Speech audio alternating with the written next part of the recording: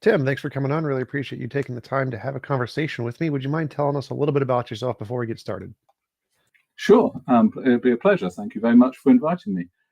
So my name is Tim Mawson. I'm one of 2 philosophy fellows here at St. Peter's, which is one of the 30 or so independent colleges that federate to make the University of Oxford. And so my professional job is teaching and thinking about philosophy. And I tend to specialize in thinking about things in philosophy and religion in the analytic tradition. So traditional puzzles surrounding divine properties and arguments for and against God's existence and things like that. And I'm also dean at the college at the moment, for what that's worth, which isn't as much money as I hoped it would be when I took on the role. I'm a YouTuber, which is also not as much money as I was hoping for. We were sadly misinformed and made some poor career choices. Exactly. So tell me more about the position. Would God make life more meaningful or less meaningful? What is your take on that? Thank you very much. Yes, so you mentioned in sort of an interchange before we started our discussion that you'd been kind enough to notice my book, Monotheism and the Meaning of Life. And in that book, I argue that there are lots of questions one might sensibly think of oneself as asking when one asks, what's the meaning of life? And in that book, I explore what difference God, were he to exist, would make to the answers to several of those. And broad brush, the answer is that he plays a crucial role in the correct answer to a lot of those questions. If he exists, if he doesn't exist, he doesn't play such a role, of course. And that if he were to exist, it would make life in various respects more meaningful. In another book, I argue that it would make life in various other respects less meaningful, but on balance, it comes out a net positive. So how so? Could you tell me more about the reasons that are the positive and the negative ones? I'd be interested in those as well. Sure. So thinking about negative ones first, maybe. There's a sense of meaningfulness, it seems to me. So one could imagine this scenario. Imagine you're appointed to be a junior widget fixer in a factory, and a conveyor belt is in front of you, and every time a piece of machine comes back, you just stick this thing on. You don't really know what the thing does, and you've once asked your supervisor what it did, and they said your job isn't to know what it does, your job is just to fix it. So you're fixing this thing, and you ask your supervisor, do you mind if I put up a poster in my workplace that says, you don't have to be mad to work here, but it helps, or has a cat or something? No, you can't do that, just stick widgets on. Oh, okay, fine. Do you mind if no, you can't do that, just stick widgets on. So in the most sort of maximal extent sort of possible, you're really alienated from the product of your labor. You just serve the purpose of sticking widgets on. Well, you obviously have very little, there's a sense of meaning in which you have very little meaning. So what is that sense? Well, your job, at least in your work life, maybe at home things are very different, one hopes they are, but in your work life, you could say, I find this a very meaningless activity. And what is that? Well, there are various aspects to it, but one aspect of it might be, I've got no creative autonomy. It's not up to me what I do. I'm just told to do this thing. Maybe this thing is really worth doing. Maybe these widgets are building medical apparatus that's saving thousands of people. But, I don't have any say in how I fix the widgets, in how I contribute to the process. And so I've got no real autonomy over my role in a scheme of things. And even if the scheme of things is a great scheme of things, that I've been given this role rather than anything else, other role, wasn't really my choice. Although, maybe you'd have to, well, how did you get into a job if at least you didn't apply for a job? But, maybe in the extremes, it wasn't really your choice. You were just thrown into this job, given the job. You have to do the job this particular way. You don't have really any say in the job. And Sartre thought that if there was a God, then our roles in life would be a bit like that. We'd be reduced, his example is to the state of pen knives, things, the function of which has been assigned by another, and they have that job to do, and it's not really up to them to deviate from the plan that's been set for them. And whilst I think that the extreme lengths to which Sartre took that view are not tenable, I think there's some truth in that. So I think if there is a God of the sort that Jews, Christians, and Muslims worship, he has laid down some patterns for our life, which it's not up to us to choose, oh, you know what, I'm not going to do that. I'm going to do it this way. In a way, he sort of shrugs his shoulders. You might wish to do it that way, but that's cutting against the grain of reality as I've constructed it for you. So, yeah, you just can't get out from under this. He's not quite such the sort of micromanager that the supervisor in my thought experiment would be, but he's something of a manager. Like it or not, we are working for someone other than ourselves. We're not self-employed. And that's a restriction in a certain type of meaningfulness that our lives would have had they, per impossible, been as they are, except there had been no body for whom we were working. Then we would have had more of that sort of liberty, more of that sort of meaning. So that's one of the ways in which I think God's existence could make things worse. What do you think? I definitely would agree in that context that in a way you're a slave to someone else's motive, in which case that would definitely probably indicate that there's less meaning. But I'd be curious what exactly meaning, how would we define meaning in this context? Because I would say that if meaningfulness is defined as how I would define it, would be something like maximization of one's own goals or values or something along those lines. Then obviously being forced to work for someone else's ends may or may not be in accordance with the meaning in your life. Like maybe you want to serve this God or whatever, in which case it's perfectly meaningful to be a slave to this God. And so it would actually maximize your meaning to be a part of the system, whatever it is. Whereas, of course, from an atheist perspective, I want to have nothing to do with the God. I want my own little universe where I can go play video games and watch anime. And so it would be completely contradictory to my meaning. And so I'd be curious how you would define meaning and what a maximization of meaning would look like from your perspective. Yeah, thank you. Yeah, well, I think that's a very good set of considerations to bring to bear. So my own view is that meaningfulness comes in many different sorts. So there are many meanings of life. And so when one asks about, well, how meaningful is this situation to the person in it? One's probably asking a number of questions, and well, meaningful in this sense, very much so. Meaningful in that sense, not so much so. So even in my example, as I gave it and unpacked it, there were various sorts of countervailing considerations going on. So one might say, well, if your job as widget fixer really is producing ambulances which are going out into a needy part of the world and saving lots and lots of lives, well, then that is objectively a very meaningful activity for you, however disenchanted you are from the whole process and however much you wish that you had some time off to go and do something that you would find more pleasurable. And that's obviously a very sort of contributing to the objective value of reality sort of meaningfulness. Your life is meaningful to the extent that you contribute to the objective value in reality, regardless of how you might happen to feel about it. Then there's a much more sort of subjective sort, which seemed to be the sort of meaningfulness that you had in mind, which was if you believe of yourself, or maybe it has to be correctly believe of yourself, that you're maximizing that which is personally effectively attractive to you. And in your case, it might be watching video games or playing video games or so on. Well, then your life becomes more meaningful in virtue of your engagement with that activity. And that seems to be a very subjective sort of meaningfulness. And so I'm happy to hold that both of these are sorts of meaningfulness. And then in addition, there's this other thing, which isn't quite either of those two, which is the extent to which your life and certain of its broad themes and parameters is a subject of your own unconstrained, to an extent, I mean, everyone's will is constrained, except God's if it exists, unconstrained choices. So your life might be less meaningful for you, even if you are in a job which is objectively significant, and suppose you feel effectively drawn to it. So you actually think, gosh, I can think of nothing I'd enjoy more than sticking widgets on the conveyor belt, things on the conveyor belt goes past me. It might still be the case that if you weren't free to choose whether or not to be the sort of person who would find those things attractive, or to be in that place in the factory, well, then your life is less meaningful for you not having had that level of self-creative choice in being the sort of person you are and in being in the situation you are. And people's lives can be more meaningful to the extent that they have more autonomy of that particular sort over their, I mean, in the end, they'll have to be to some extent their character and then their positioning in the world. Yeah. Well, I wanted to ask about the objective definition of meaning there, because I'm not sure, like, where would we stack the hierarchy here? So say someone was trapped as a slave in like a hamster wheel kind of thing, but the hamster wheel kept people alive. It was generating electricity and saved billions of lives, keeping all these other people alive by this person being trapped in this hamster wheel. But they're suffering. They just hate it. They don't want to be here. Some evil being put them here and they had no choice in it.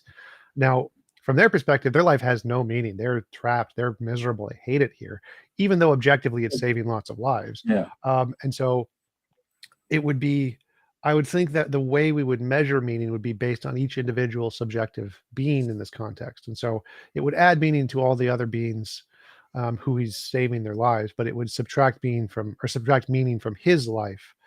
And so I don't know if you could really count that as an objective sense of meaning. It would just be a bunch of different subjective senses of meaning. And so I don't know how to assess an objective sense of meaning in that context, because it seems like the subjective, what values to you or to each individual, is the highest context of what meaning could be.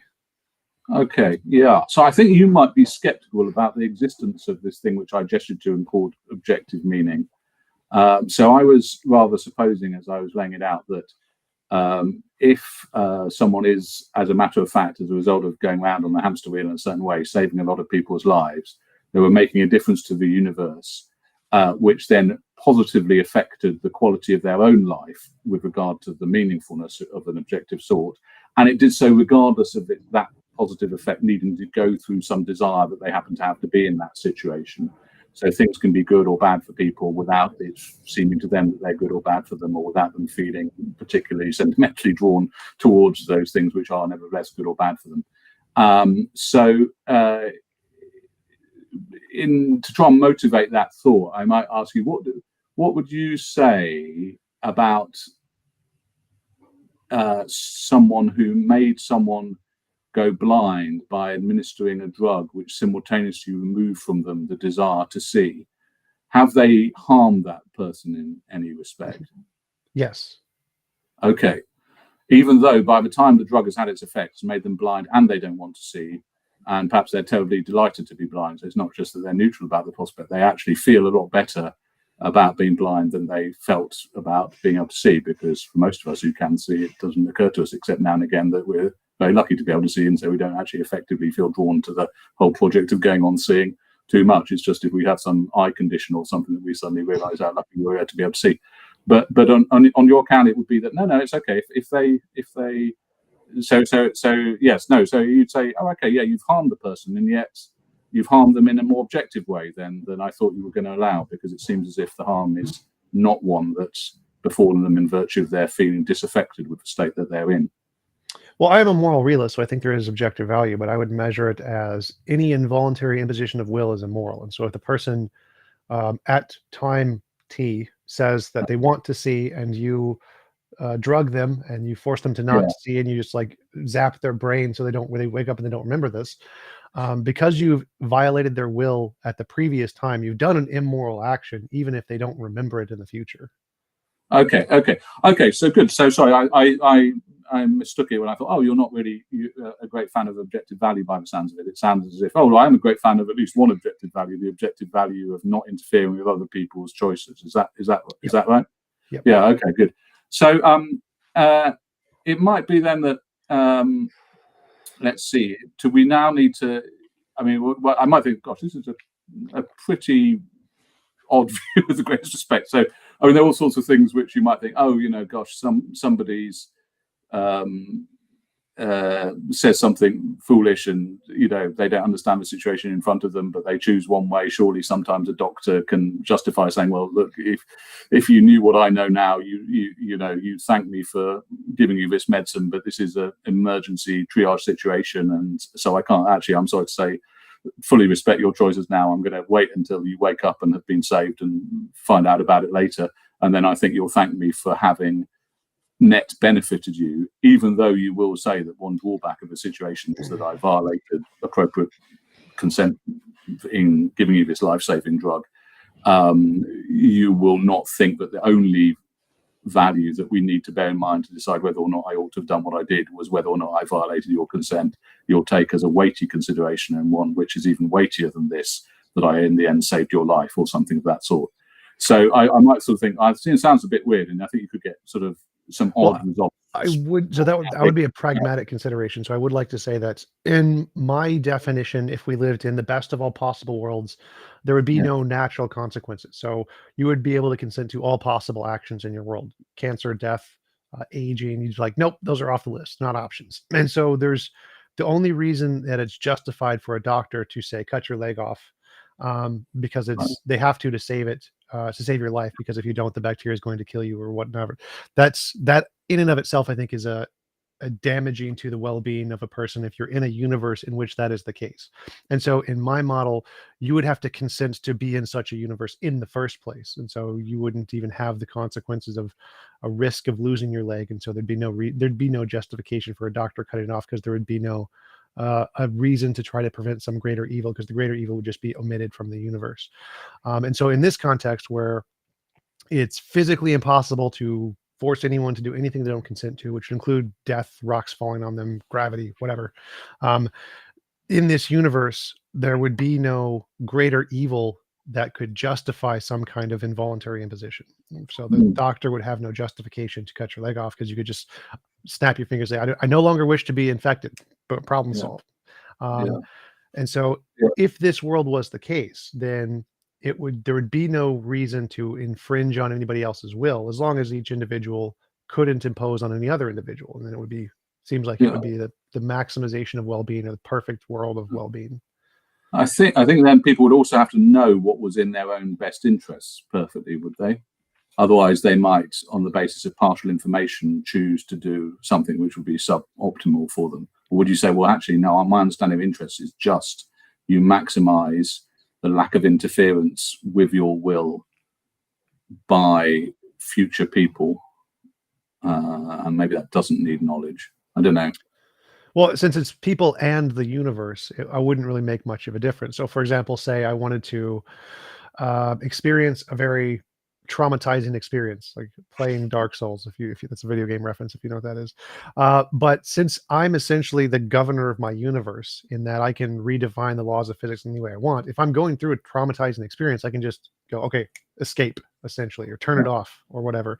And so we don't need to worry about this idea of well-being or what people need to know what's best for their well-being, because they can change it whenever they need to. Okay. Okay, so let's just leave that on the table for a moment. Back to the hamster wheel guy. I guess if the hamster wheel guy is in a world such as you suppose this world to be, where the only objective disvalue is interference with others' autonomy, then if he is producing a objective good by his hamster wheel spinning, he'll need to be doing something which is decreasing the number of sort of autonomy invasions that are going on in the world, relative to what would have been the case had he not been spinning his hamster wheel. And then you'd say, not quite. No, so I would clarify that it's not a counterbalancing where one involuntary imposition justifies other involuntary, or makes other involuntary impositions moral. I'd say that if you, like the trolley problem, if you flip the switch to kill the one, you've still killed one. You have done an immoral action. It's not moral to flip the switch and kill the one. It's just less immoral than killing the five. And so in this context, based on my definition of what well-being would be, in order to maximize the well-being in the situation, you would need to give the guy in the hamster wheel the freedom to go to his own universe and to live however he wants to live, and to give all of the people who he's sustaining through the electricity of the wheel, they would also be able to need to go to their own world and live in the way they want to choose, independent of this requirement of electricity to live. And so my definition of well-being would be to give each individual in this scenario the freedom to choose to live in their own world of their own accord, without these constraints of electricity or the hamster wheel. And I think that would be the highest amount of meaning you can get out of the situation. Right. And so that would be the highest in principle achievable, but we might now be considering a world where those options are causally inaccessible to the agents in them.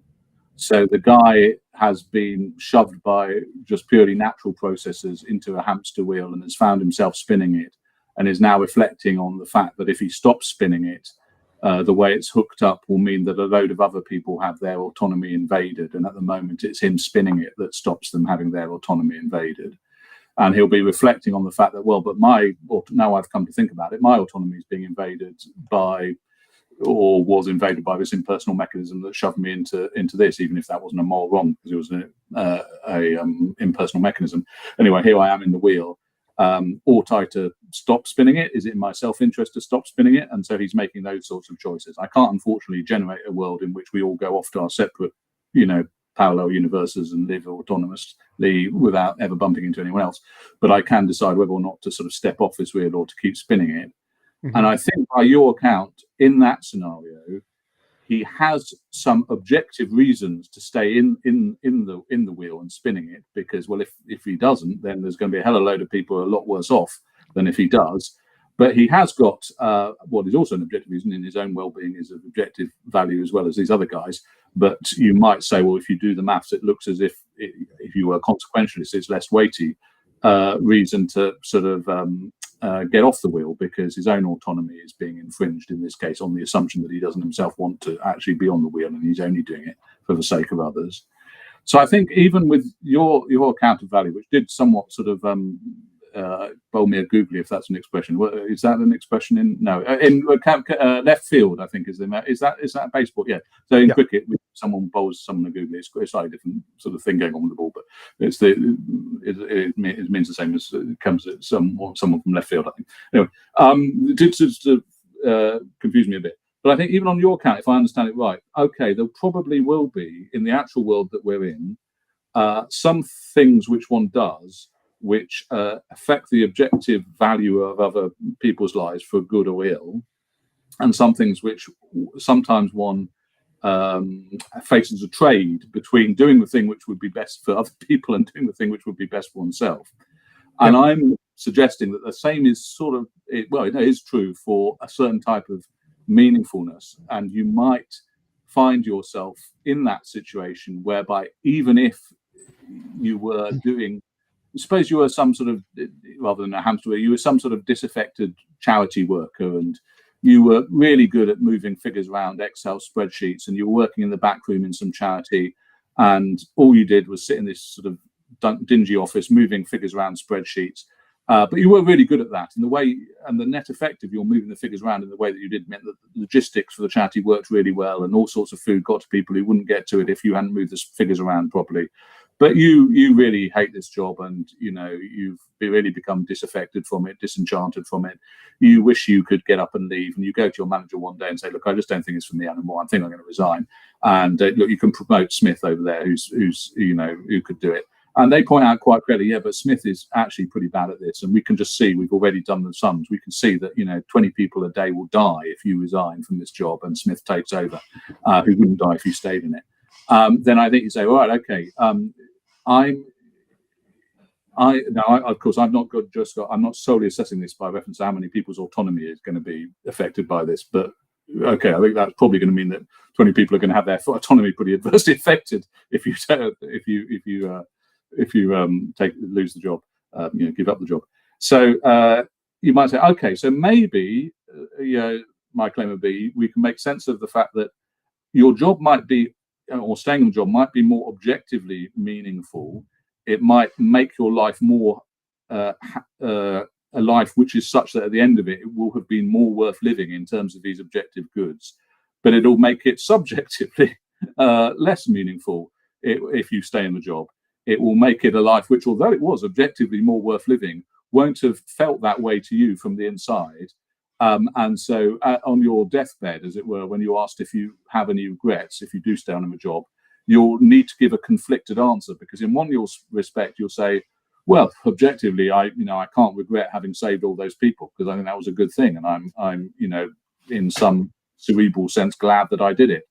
But if you're asking me, as it were, how I feel about the fact that I've done that, unless I've had some change of heart on my deathbed, I feel pretty bad about it. It's like, the culmination of a load of bad days at the office where I just ground the figures.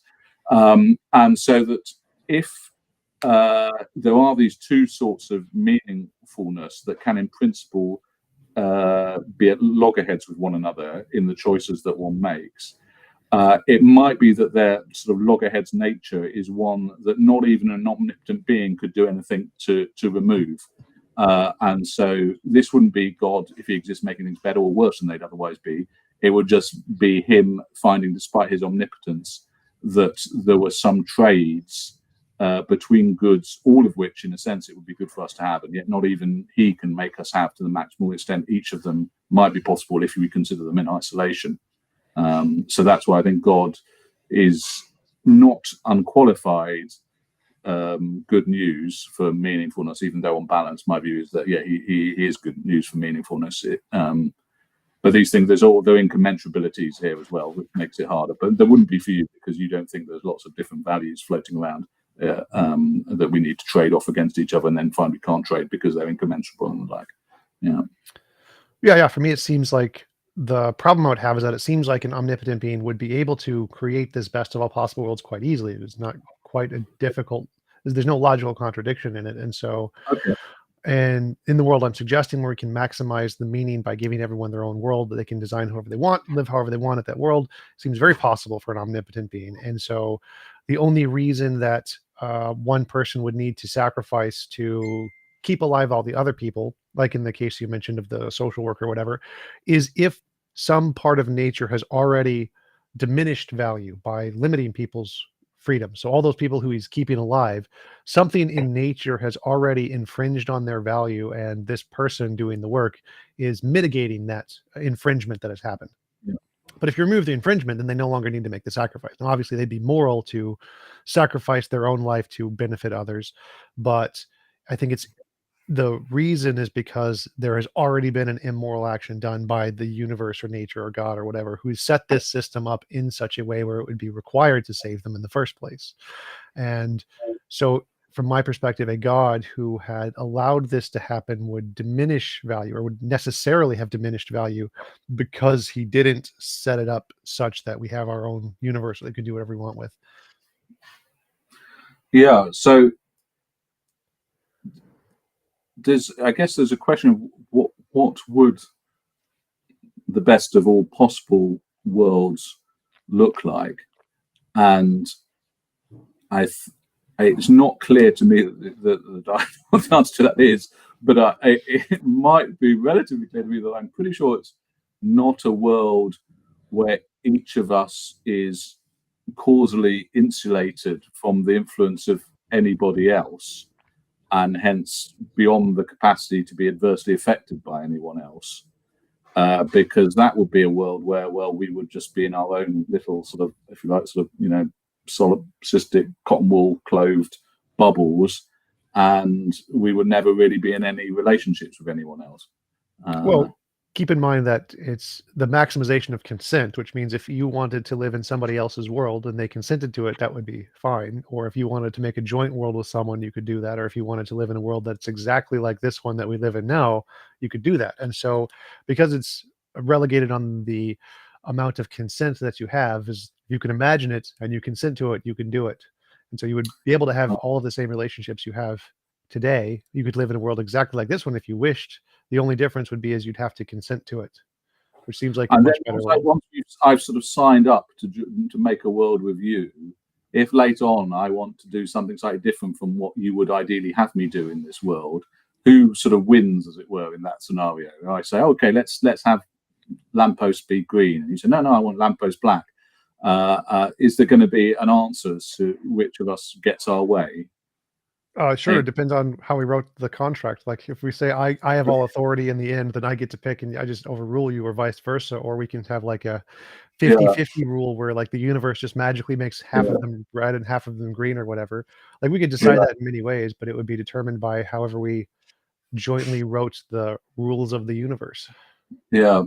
So I can see that there might be some, it seems to me there might be some difficulty here, but it possibly depends a lot on what you think freedom entails.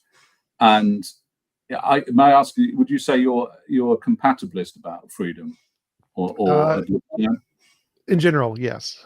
Yeah. Okay. Well, then I think it makes a lot more sense than if you'd said, no, I'm a libertarian about freedom, when I'd have thought, oh, okay, then I think it's going to fall apart faster.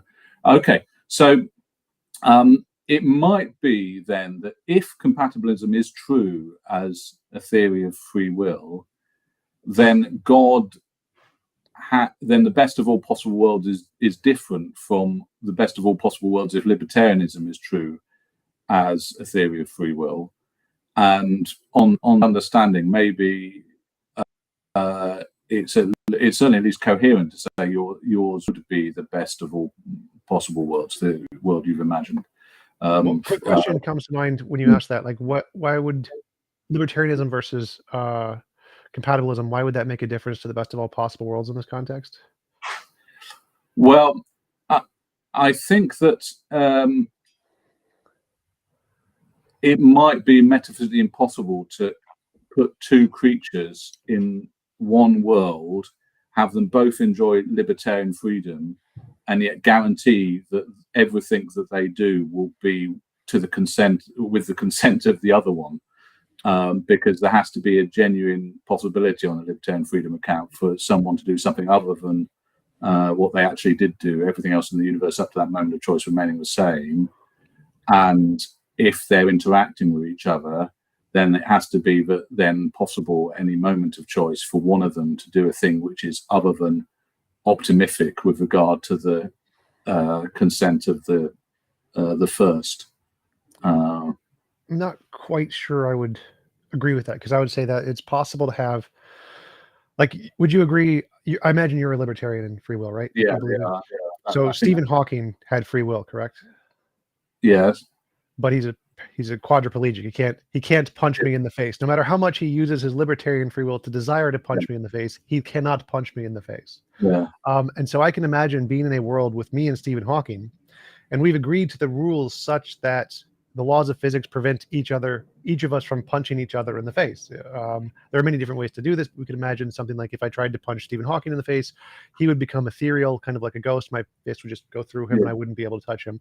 And so now, just as he can no longer punch me in the face, but still has libertarian free will, I can no longer punch him in the face, and I also still have libertarian free will. Yeah. So as long as we agree to the statutes of the universe such that it's physically impossible to harm one another, we can still have libertarian free will without having the ability to kill one another.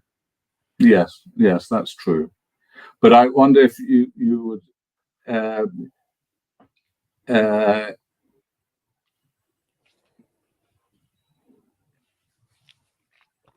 be able to extend that, if you like, to all infringements of consent. So you might say, well, Stephen Hawking, you were getting on fine. Neither of us have punched anyone another, and each of us would have wished for the other not to be punched, not to, have a punch. So this is all working very well. Now, what do you really think of my sort of capacity to understand the brief theory of time, Stephen Hawking? Come on, don't pull your figurative punches here. And he says in his sort of mechanical voice, something which you think, gosh, that's just what I would have hoped he'd have said to me. Thanks, Stephen. Nothing contrary to my concern there. But then you'll have the suspicion. I wonder, of course, if you're saying that because you really think it's true that I've, got the most profound intellectual appreciation of what you put in that book since, the likes of Einstein strode the earth. Or if you're saying it because you realise that you're saying of it is the thing which I would have been hurt to some extent had you not said.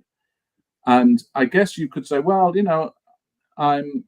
we could consent to be hurt by one another in certain ways in this world, and so that would then mean that Stephen Hawking would be free to tell me what he really thought of me, even if it wasn't this glowing report on my capacity to understand his writings. I wouldn't violate my consent if he hurt me in this way. He doesn't, so we have a literal pulling of punches in this world, and we have a figurative non-pulling of punches condition in this world. So we can hurt each other by our words, if you like, not in some magical way, but just by, oh gosh, it's really upsetting to me that you think I'm such an idiot, and I've read this book as carefully as I could, and I found it very hard to understand. But I'm not physically harmed by that, and that would be possible. It's not clear to me that it would be the best of all possible worlds, or that it's what you were envisaging. But it's another world, and it's very different from our world. That's for sure. I don't know. Oh yeah, for sure. It's very different from our world. I consider our world very immoral, but I would qualify that and say that, for example, you could write the rules such that even if Stephen Hawking makes fun of you and just eviscerates your ideas and calls you dumb in every possible way, you can have it such that your ears translate that to be positive, happy, fluffy words. And so you're not violating his consent or his free will. And he's criticizing you vehemently, but you hear it as pleasant words. And so you can set it such that you're not you don't hear offended words, or offended words are blocked out, kind of like Twitter, where you just don't see them. If this word is posted, it gets hidden with the squiggly lines or Right. whatever. Or you could allow full consent of like punching. You could say, I would like to be in a world where we can punch each other. And if you both consent to that, that's fine too. And so you can set the world up to allow for any kind of interaction, positively or negatively, or any kind of limitation, depending on your preference. But everyone would still be able to have libertarian free will in that context, because the only restriction would be is you're not allowed to involuntarily impose on another with these laws. Yeah.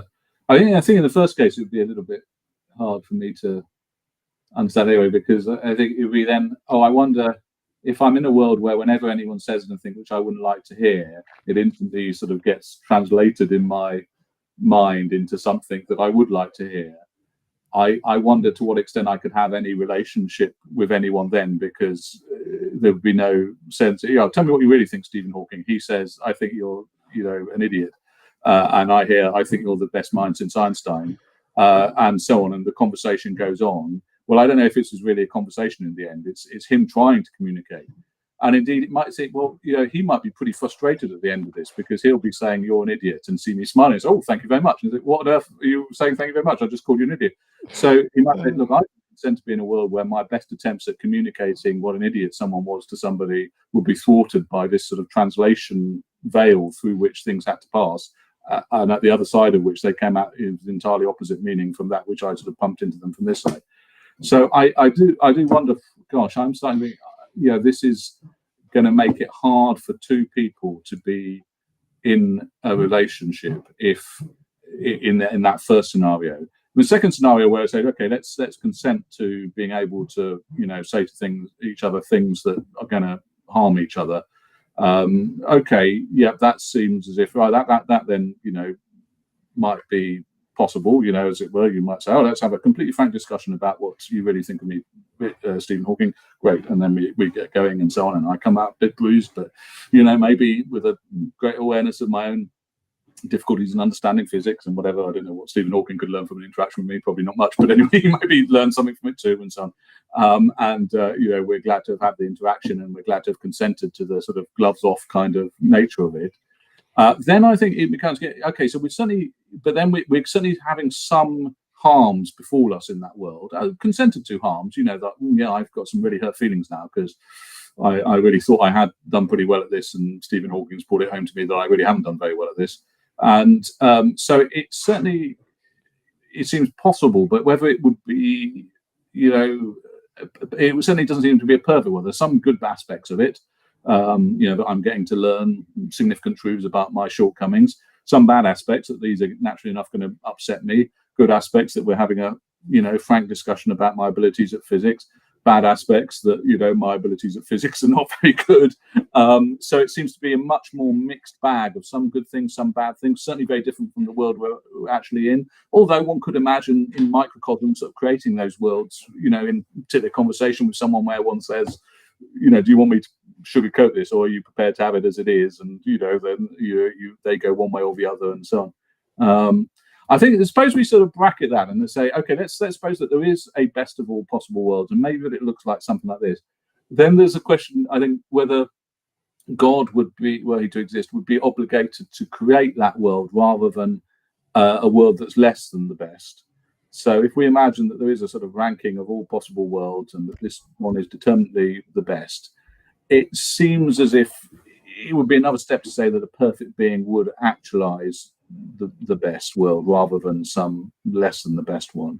Some philosophers have thought, of course he would, because he's Leibniz, and so he's always got to have sufficient reason to do whatever he does. And if he looks at any world that's less than the best, he'll find himself with more reason to create a world better than that, and that will keep going until he gets to the top ranked one, and then the choice will be made for him, and he'll produce it. But others have thought, well, it's not clear to me that even if there's a best of all possible worlds, God would need to create the best. And one thought that some have had in this context, actually, I wonder what you make of, is that it's at least pretty clear it couldn't have benefited any of us who actually exist if God had created the best of all possible worlds, because we wouldn't exist in the best of all possible worlds. So if that's true, maybe there's various steps here that you could pick at, but maybe one could argue that we can't say that it's harmed us that God didn't create the best of all possible worlds, because if he had, we wouldn't have benefited from his doing so. And to be harmed by a thing, it has to be a choice. It has to be a case that one would have benefited had the choice been made differently.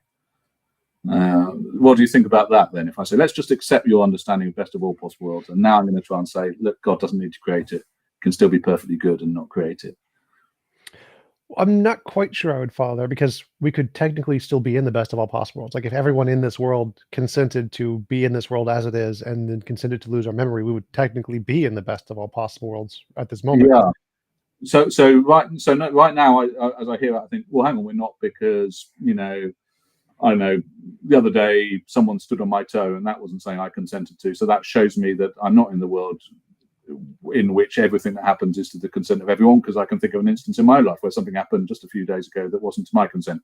But you're saying, well, what if our memories have been fiddled with in the last 5 seconds, and that incident never really happened, or something? Oh no, more like we pre-existed as souls before entering this universe, and we had full knowledge of what this universe entailed, and we consented to be born into this universe and experience everything that we will experience in our lifetime, and we consented to have this experience without the memory that we consented to it prior to engaging in this world. Okay, right, yes.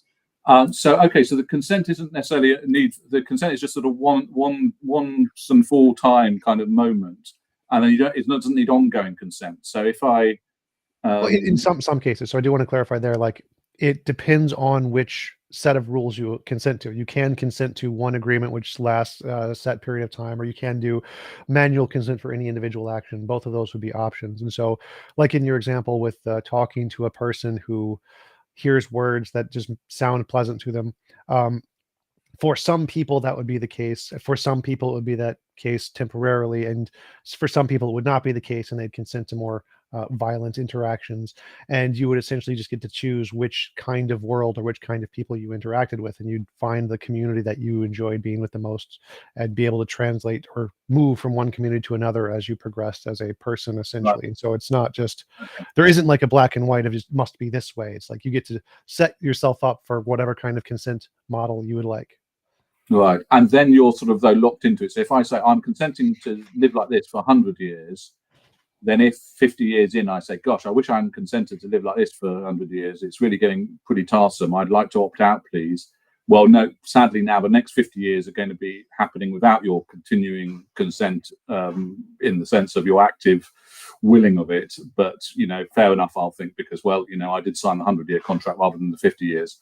And so it'll go on. Yeah, so if you bind yourself for an X number of years and you consented to that, well, then you have consented to your own torture, essentially. But you would have to knowingly understand what you would be going through, and if you do knowingly have a consenting adult who does consent to this kind of binding, and they voluntarily walk into it, like Christopher Hitchens going through the waterboarding, you have consented to it. You asked for this. You have bound yourself. Yeah. Okay. Good. So let's suppose that is a coherent possibility, and that would be the best of all possible worlds. You say you have done this. I mean, these could not be human creatures. They'd be some sort of, in some pre-existent soul, disembodied state, making decisions over universes, the laws of nature themselves, which would depend on the choices they made. So these would be some sort of super beings who had the capacity by their choices to generate what would then be, for the period they wish them to be, causally sort of closed little micro universes in which they would then live, and then they'd opt out of them again at the end of their contracted period and into this sort of hyper dimension from which they would make the next set of choices. So it sounds as if this, insofar as I can make sense of it, isn't going to be the sort of world which, if it had created, would have any of us in it, me or you. It might have these super beings in it, but they wouldn't be us. Well, I wouldn't see any problem with God essentially just creating me as I am exactly right now, prior to the universe, and saying, here, look at all the stuff you're going to go through. Would you consent? So I wouldn't see any problem with it was super beings, or literally my consciousness as it is right now in this second. Wouldn't seem to be a problem. Right. So this would, right. So this would be what it'd be you as a human being, but you wouldn't have lived before then. You'd just be created sort of ex nihilo, like a sort of Adam's navel kind of scenario where you haven't actually had any of the history you take yourself to have had, or any of the experiences you naturally take yourself to have had, because you were created a few seconds ago in a physical form with the apparent signs of aging and so on, and the pseudo memories and the like that you've had forming the character that you have, and then from that position you would be asked to make a choice of what you want to sign on for in the next 100 years or 50 years or whatever it is. Is that right? Well, I imagine God could do it any number of ways, but essentially, yeah, God could essentially just start from the time currently right now, even with all the immoral actions, give me a little iPad that gives me my universe selector. I can just go through like that one. And so even I could just grant whatever way God wants to do it. Time travel, God can do time travel. Imagine he can do whatever he wants. I wouldn't, for me, it would be unimportant in which way he generates my consciousness prior to the universe in order to give me the ability to consent. As long as my consciousness is there, I don't, doesn't really make much of a difference to me. Yeah. So I think I probably have more narrow constraints on the sorts of things that even God could do, and it be the case that it would be you to whom or for whom he was doing it. So I don't think God could make you an amoeba, turn you into an amoeba, or could this would depend on views of personal identity, but at least on a lot of views of personal identity, it's problematic for God to have made you be born of different parents from those you were actually born of.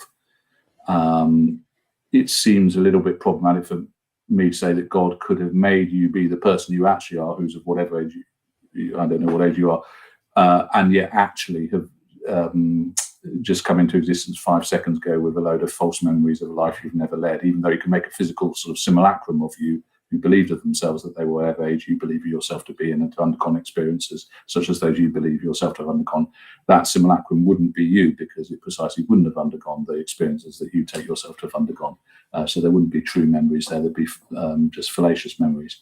Whereas I think you're probably a lot more sanguine about God being able to do any of these things, because after all, he's omnipotent. I mean, you say he could time travel. I wouldn't think, well, it depends what you mean by time travel, but I doubt very much that I'm going to think that God can at least make humans time travel in the way that we see in Back to the Future or whatever it is. So there are constraints on God there too. Whereas I think you've got a much more sort of capacious understanding of what omnipotence would be able to do.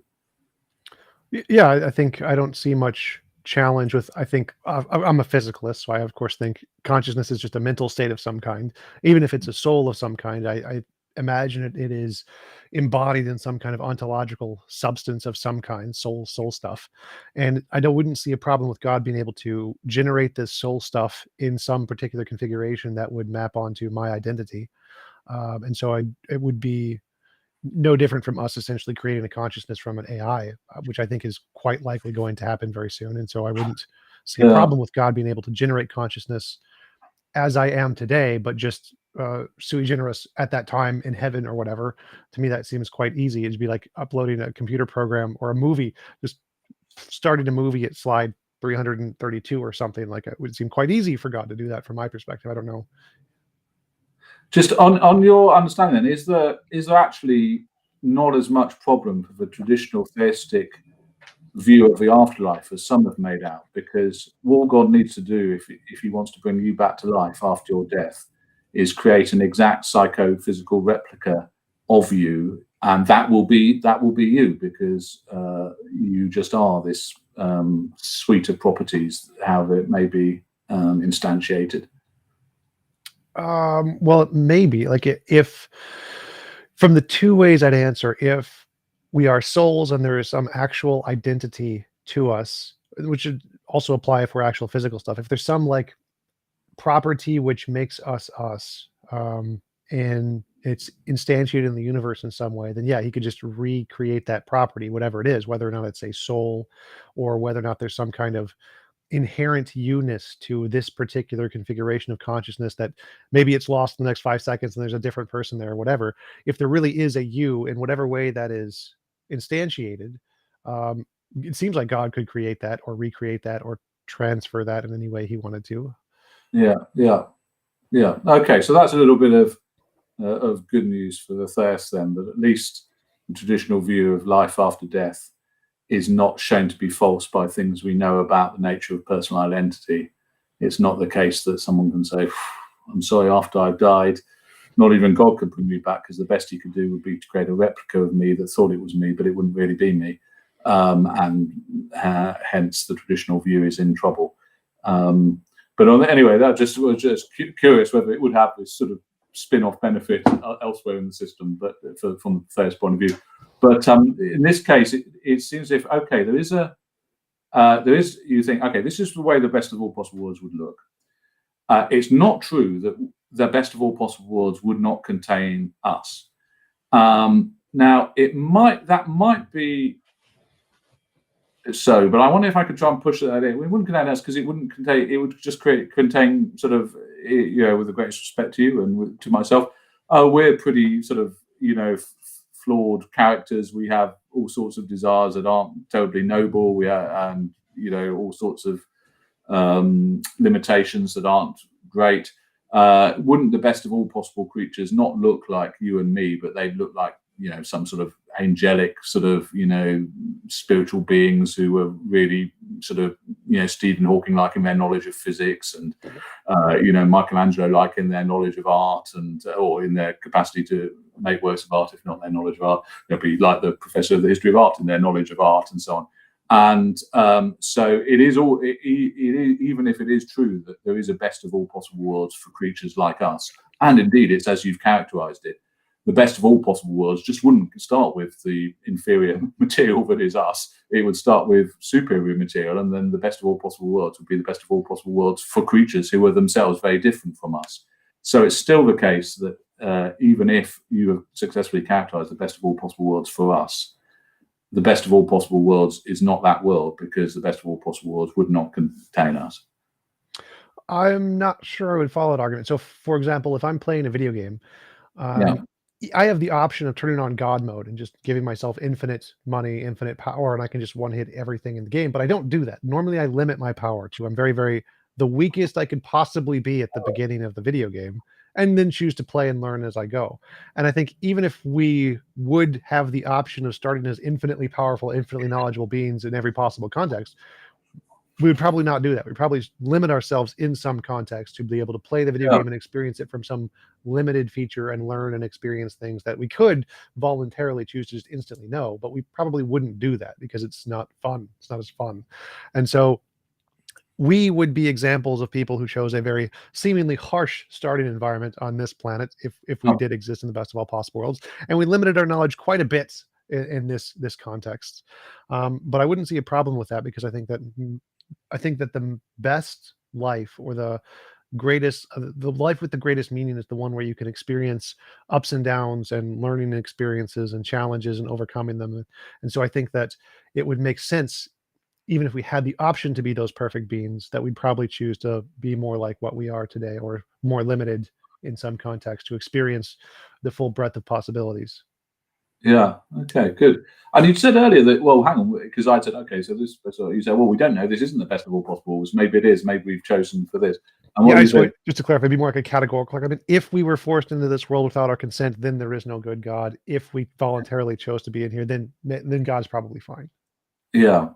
And we don't know of ourselves whether we voluntarily chose, because that would be the sort of voluntary choice that we then have our memory wiped so that we could then enjoy that which we've chosen to do. Yeah.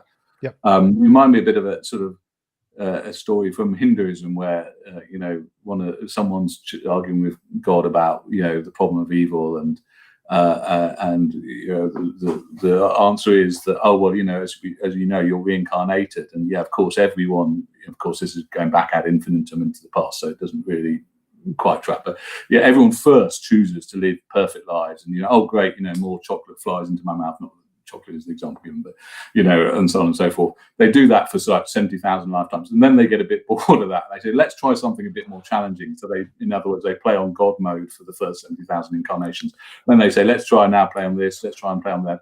And of course, we're now so many incarnations in that of course, people have chosen to be reincarnated in this way. rather than that. And so that's the solution, if you like, to the problem of evil. You willed it on yourselves, but reincarnation is you choose something different next time if you want. So is there then, just on your view then, is there then no problem of evil reason for thinking that theism is false, because there's no reason from the world to suppose that we're not in the world, which is the world which you think would be the best and which you think God would hence create, because we don't know that we didn't consider. Right, yeah. So there's no, from my worldview, there's no logical contradiction with a all-good God, but it would contradict the Bible and Christianity quite a bit. So Right. my argument isn't specifically against any logically possible kind of a God being perfectly good. There obviously could be one, which if he allowed us to consent to be here and we consent to be here, then yes, there could still be an all-good, all-powerful God out there, but it wouldn't be Christianity, though. Yeah, I see. Interesting. Could we spin it? I wonder, because I'm thinking, okay, can we take this and maybe make it more sort of amenable to Christian orthodoxy? What does the consent have to be given prior to a thing? Suppose I do I do anything wrong in this scenario? Suppose I sort of I have a child and all seems to be going well, but then, oh no, your child needs a bone marrow transplant if they're to survive. Oh, would I or my wife be suitable donors? No, they'd have to be a sibling of the child. Well, we have no other children. We've not planned to have any other children. Well, okay, it looks as if it's pretty tough luck for your first child, and as it turns out, your only child, and as it turns out, short-lived child then. And then I said, okay, to my wife, and we said, let's have another child, and and we have another child, and then the bone marrow needs to be taken out of this second child if it's to save the life of the first. Before such stage as the second child is old enough to consent to the operation and so on. Okay, right. Let's do that. Let's these save a sibling scenarios. We'll save the first child. Bone marrow from the second. What, of course, we intend to do is when the second child is old enough to understand, we intend to explain to the second child what happened, because they'll say, I remember when I was 5 years old, you took me into hospital and you said, look, we can't really explain this to you now. It's pretty painful, but when you're 10, we'll do our best to do so. And I'm 10 now. Explain what was going on then. So we say to the second child, okay, this is what happened. We could only your brother, let's say, who you really loved. Oh yeah, I really love my brother. Of course, I'd do anything for him. Yeah. Well, we knew you would say that in the future, which is why we're at an age when you weren't able to say that for yourself or make the decisions. We took some bone marrow from you, or the doctors did so with our authority, saved your first brother because of it. And the second child says, well, thank goodness you did. Thank you very much. I sort of retrospectively fully consent to this operation. Of course, I didn't know enough then to know what was going on, and I couldn't have consented then, but because of my partial information and partial level of understanding. But given the level of understanding, given the information that I have now, I really fully and wholeheartedly, retrospectively endorse the decision that you made on my behalf, even though prior to the moment of your making, I hadn't, of course, consented to it. But bingo. Would we then sit back and think, phew, consent condition is satisfied because it happened at some stage in this person's life when they got adequate information, adequate understanding of the situation, that they chose to do the thing which to endorse the decision which we've made on their behalf earlier? Or would you say, no, you should have never done that? Consent was infringed year 5. Nothing they can do afterwards, however much they understand later on that they didn't understand now, however much they will it that they didn't will then. It's too late. It's got to happen. It's got to happen ahead of the game. Yeah, so I'd say that would cause like grandfather paradox situation. So I'd say for it to be moral, you would need to essentially download adult level information into the mind of the 5-year-old so it was an adult essentially, and then it could consent to giving its bone marrow, and only then it would be moral to take its bone marrow. And then if it consented to give up the information, you could revert it back to a child and let it grow normally or something, but you must give it full adult ability to consent, and it must give consent at that time for it to be moral. No, okay, good. So that's then going to put the blocker on the route I was trying to explore to make your view more amenable to traditional Christian theism. Because you could say, suppose you'd been more relaxed about that and said something like, well, if you were to know with absolute certainty that at some future stage they would retrospectively consent to this bone marrow transplant, which of course you don't know as humans, but so if you were to know with absolute certainty that they would, well then, okay, it's all right for you to go ahead and use the second child as the bone marrow donor to save the first child. And indeed, maybe it's not even just simply permissible. Maybe it's even obligatory on you, because if you knew that conversely, were you not to use the second child in this way to save the first, then at the age of 10, they would be terribly traumatized and say, oh, of course, I'm still grieving for the loss of my brother. And were you to say to them, oh, yeah, and you know what, you could have saved them if only we'd used your bone marrow in the way that we did, but not wishing to violate your consent, so we didn't. They would be horrified and, will you passionately that you'd chosen differently for them than the way you actually did choose, because they loved their brother and it was terrible watching their brother die. So if you said, okay, fair enough, I'm gonna loosen my understanding here. It doesn't have to be consent given prior to the thing. It can be consent given sort of more or less, any time along the timeline. Then you might say, okay, this could be helpful to the Christian theist as traditionally conceived, because they might be able to say, right, from the sort of vantage point of the beatific vision, it's not clear that we won't all retrospectively consent to the things that have happened to us, even though they can't use the sort of Hindu move that I was sketching earlier, which says, oh, well, of course, we didn't all start off at birth, we've been reincarnated many times. So in fact, way back then in the timeline, we could have well done these things. So, you might say, okay, Hinduism is not adversely affected by this, it seems to me, but it is true. If you hold that view about consent, you're going to say, okay, well, Christian theism is really in trouble. I can't see a way around that there. Yeah, absolutely. I think there's when I compare the two examples, it seems to me like it would be more moral to give someone the current level of information and allow them to choose for themselves, rather than force them to undergo some kind of situation knowing they would consent in the future. It seems like, given those two options, if you had a choice, giving someone the information at the time so they could choose for themselves would be a more moral option. Therefore, the second option would be less moral by comparison, and so it would be not the morally perfect outcome. Yeah. Now, it may be you could still fiddle a little bit. I mean, I'm not aware of any theologian who's ever done this, but you just got to have a moment before birth. So is it like, it could be, before birth. Now, none of us remembers this, of course. It's not the Hinduism, right? We've been reincarnated many times. But before birth, there was a sort of 10-second moment where we as pre-incarnate souls were in a sort of heavenly realm, and we thought, oh, this is wonderful. And God says, yeah, sure. You'll come back here later, but for now, I've got to ask you a quick question. Are you to consent to this? And we all went, yeah, okay, well, that's going to be quite a ride. But yeah, okay, sure, let's do it. See you in 80 years' time, or whatever it is, one sees one's life expectancy will be. Yeah, you'll see me, don't worry, I'll be here. I'm not going anywhere. Bang, we go in. And as I say, I'm not aware of any Christian theologian or Jewish or Islamic theologian who has said that. But it wouldn't surprise me if someone has, so many of them. And if they did say that, I can't see any other bits of Jewish, Christian, or Islamic theology that fall apart. So if you say, look, I think the problem of evil is a big problem. If you're a Christian theist, is a reason to suppose that Christian theism is wrong, even if it's not a reason to suppose that Hinduism is wrong, or some other sorts of theism that have this. But it might be that, well, okay, depending on the size of the problem, as you can make me think it, I'm going to be rationally motivated to insert this surprising and novel doctrine in my system. I definitely think it would be a much more appealing solution to the problem of evil, but I believe you'd have many doctrinal issues of, wait, what was the whole point of the apple? Why did Jesus have to come again? It seems like, well, if we already consented, we really didn't need Jesus because we already, we were here, and the apple didn't really transmit sin because we already consented to it prior to it. And so we all had an apple. So there'd be many doctrinal issues you'd have to try and fiddle with, but I do think this would be a much more moral interpretation of Christianity than the whole God drowned millions of people in the global flood. Still be part of it all, so I could say, this is the pre-incarnate moment, and okay, what life will he do? Okay, great, well, I'm going to consent, and you're going to, okay, so see you on the other side then. Of course, we won't recognize each other because our memory is about to be wiped.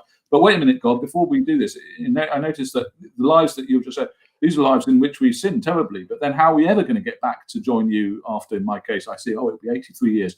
And then it'll be a bus that kills me. Oh, okay, I'm going to smoke like a chimney. Oh, no, I'm not. I say I'm not. But how are we going to get back? Because the sin is going to be some sort of insuperable sort of moral barrier to you ever receiving us back. So hang on, I'm not going to do that. Okay, God says, yeah, let me introduce my colleague Jesus. He is going to come down and deal with that in this sort of way. Oh, okay, great. Well, now I'm going to consent. If you hadn't told me about the Jesus rescue package, meaning that I could get back here and join you after the 83 years, then I'd have not been in for it. But now that does seem to be right. Now, tell me what's going on with this. Adam says something like, "Oh, what about Eve? Oh, yeah, I'll see you on the other side. Great, look forward to knowing you." But what about this Apple? Oh, yeah, this is some. Is it going to need to be? Are you saying, well, at least there need to be some sort of? Oh, this is all analogous. This is sorry, this is an analogy. He says, don't worry about that. This is figurative speech. It just means that everyone's basically going to have been a sinner some way or other in their life. Don't worry about the actual, whether it's an apple or some other sort of fruit and so on and so forth. Are you saying that certain literalist understandings of the creation story might have to go? Yeah. You'd have to reinterpret much of the Bible and say he left out some really important bits, like the fact that we all consider to be here. But yes, you could absolutely always use. Is built into the hypothesis, isn't it? As I understand it, because you say, well, if you remembered, it's a bit like if you know you're playing the game on God mode, you don't care. Oh, well, whatever happens, it doesn't matter because I'm not going to be killed. To really have the excitement of the game, you have to not remember of yourself that you're playing it on God mode. And so in the same way, God will say, look, I've got to. You understand that part of what it is to live as a human will be to forget that you've got this, pass back up into heaven at the end, because otherwise you won't have the excitement. Yeah, sure, that's what I'm consenting to. Yeah. Oh yeah, absolutely. You can always make any hypothesis fit the data. It's always possible. It's a problem under determination. So you'll always be able to make Christianity fit the data. But I think that the general interpretation of Christianity would be in quite conflict with this idea. Even though I think it would be better, this would be a better version of Christianity. I don't think most Christians or Jews would technically adopt it, even though I think it would be better. I'm not aware of anyone who said, "Oh, my view is," basically a Christian one say, but I have this novelty, which is that each of us had a pre-incarnate conversation, if you like, with God, at which he showed us what our lives would be like in all their details and said, well, if we were to consent to them, and asked us if we would like to, and we said in that pre-incarnate, yes, and then he wiped our memories of it and has given them to us. And indeed, my view is that because only so can I make sense of it, God being perfectly good, because to have thrown us into the world without that pre-throwing moment would be immoral, because he can't get that consent post facto and get him off the moral hook. Yeah, I don't know of anyone who has said that. I mean, it might be that nobody has, because they're probably not as you're quite sort of fit. Consent violations. These are the bad things. Pretty much everything else is fine. And I think most have thought, well, yeah, those are bad things, but there's a lot of other bad things as well. And so even if this got rid of the consent violation problem, there'd be so much more of the problem of evil that I'd have plugged one hole whilst there was a whole colander pouring through over here with this move. So there's I need something a little bit more systematic to plug all the holes at once or something, rather than to plug this hole with this particular move. That could be why it's not been attractive to people. Well, I think also would be because that would mean the people who don't go to heaven have consented to go through this life and consented to be in hell for all eternity, kind of a thing. And I was imagining that everyone was sort of looking down the line. They were saying, "Oh, and then I get to come back with you," and Jesus has solved that scenario for me. But you're going to end up going to hell. So just so you know, you're not going to choose to believe me. It's like, wait a minute. So I go to this world and then I don't get the rewards. So I'm going to opt out. Nah. Yeah, that's true. That wouldn't. It's not easy to imagine how they would rationally make the choice to consent to that. There are other options than traditional hell, of course, but that would then be another. Well, that's quite a big piece of traditional Christian theism that's been shifted around. I mean, I'm happy to do. I'm a universalist, but many others wouldn't be. So your view is more appealing to me now than it was initially, but it's not on balance appealing. But that's primarily because I think, gosh, there's a lot of other things that go badly for people other than that they have their consent violated, and that's why there's a problem of evil. And hence, if I was to come up with some clever technical fix that preserved a lot of Christian theism but made consent issues go away, I'd think, well, I haven't really done as much for it as I should have done. Yeah. Yeah. Well, we have been going for about an hour. It was a great conversation. Really appreciate you coming on. Do you want to give any links or references where people can find more about your book? Thank you. I found it very interesting. Yeah. So found it very interesting to hear about your views. And so my work was on the meaning of life, which we didn't really talk about as much after initially as we might have done. But the book you kindly read is called Monotheism and the Meaning of Life, and that came out with CUP in 2019, I think it was. There's a bigger book called God and the Meanings of Life, which came out with Bloomsbury in 2016. And in those books, I try to look at what you should say about the meaning of life, either if you believe that God exists or if you don't believe that God exists, and then try and compare the pros and cons of each view. So if you're interested in finding out more about that, those would be the books to get to. Awesome. Thanks again for coming on. Really appreciate it. And I hope you have a wonderful rest of your day. Thank you very much.